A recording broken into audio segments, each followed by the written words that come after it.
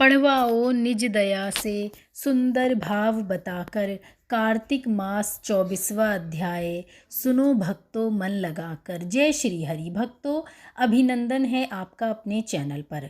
आज हम कार्तिक मास कथा महात्म्य अध्याय 24 को बड़ी ही श्रद्धा भक्ति के साथ श्रवण करेंगे। चलिए भक्तों, मन लगाकर सुनते हैं इस अध्याय को।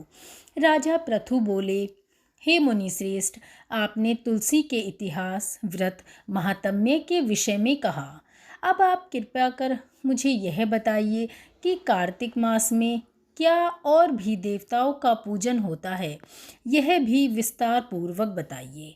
नारद जी बोले, पूर्व काल की बात है। सहाय पर्वत पर करवीकर में धर्मदत्त नामक विख्यात कोई धर्मज्ञ ब्राह्मण रहते थे। एक दिन कार्तिक मास में भगवान विष्णु के समीप जागरण करने के लिए वे भगवान के मंदिर की ओर चले। उस समय एक पहर रात बाकी थी। भगवान के पूजन की सामग्री साथ लिए जाते हुए ब्राह्मण ने मार्ग में देखा कि एक भयंकर राक्षसी आ रही है। उसका शरीर नंगा और मांस रहित था। उसके बड़े बड़े दांत, लपकती हुई जीभ और लाल नेत्र देखकर ब्राह्मण भय से थर्रा उठे। उनका शरीर थर थर कांपने लगा। उन्होंने साहस करके पूजा की सामग्री तथा जल से उस राक्षसी पर प्रहार किया। उन्होंने हरिनाम का स्मरण करके तुलसी दल मिश्रित जल से उसको मारा था, इसलिए उसका सारा पातक नष्ट हो गया। अब उसे अपने पूर्व जन्म के कर्मों के परिणाम स्वरूप प्राप्त हुई दुर्दशा का स्मरण हो गया। उसने ब्राह्मण को दंडवत प्रणाम करके इस प्रकार कहा, ब्राह्मण, मैं पूर्व जन्म के कर्मों के फल से इस दशा में पहुंची हूँ। अब मुझे किस प्रकार उत्तम गति प्राप्त होगी। धर्मदत्त ने उसे इस प्रकार प्रणाम करते देखकर आश्चर्यचकित होते हुए पूछा, किस कर्म के फल से तुम इस दशा में पहुंची हो? कहाँ की रहने वाली हो? नाम तुम्हारा क्या है?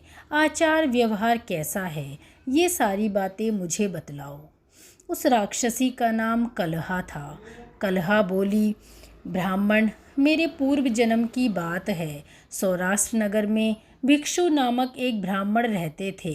मैं उनकी पत्नी थी। मेरा नाम कलहा था और मैं बड़े क्रूर स्वभाव की स्त्री थी। मैंने वचन से कभी अपने पति का भला नहीं किया, उन्हें कभी मीठा भोजन नहीं परोसा, सदा अपने स्वामी को धोखा ही देती।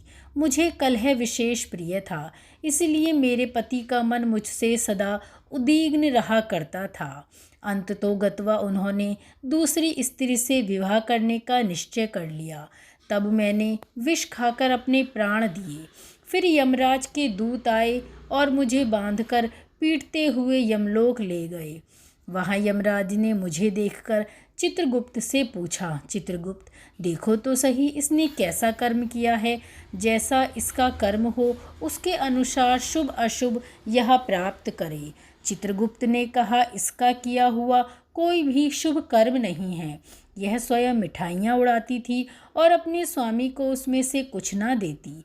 इसने सदा अपने स्वामी से द्वेष किया है, इसलिए यह चमगादुरी होकर रहे। सदा कलह में ही इसकी प्रवृत्ति रहे, इसलिए यह बिष्टाभोजी सूकरी की योनि में रहे। जिस बर्तन में भोजन बनाया जाता है उसी में सदा अकेली खाया करती थी। अतः उसके दोष से यह अपनी ही संतान का भाण करने वाली बिल्ली हो।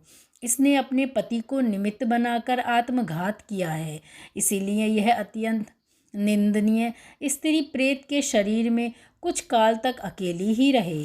इसे यमदूतों द्वारा निर्जल प्रदेश में भेज देना चाहिए। वहाँ दीर्घ काल तक यह प्रेत के शरीर में निवास करे। उसके बाद यह पापिनी शेष 3 योनियों का उपभोग करेगी।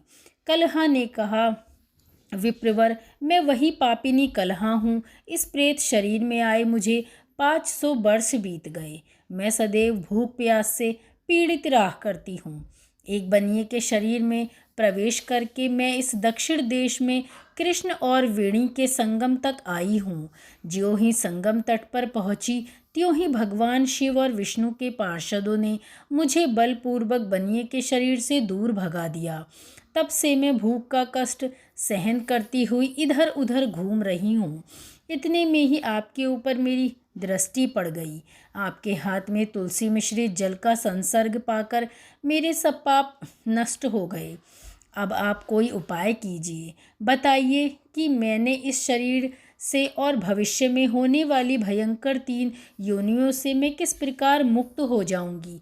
कलह का यह वचन सुनकर धर्मदत्त उसके पिछले कर्मों और वर्तमान अवस्था को देखकर बहुत दुखी हुआ। फिर उसने बहुत सोच विचार कर कहा, धर्मदत्त जी के कथन की कथा का वर्णन आपको हम 25वें अध्याय में करेंगे।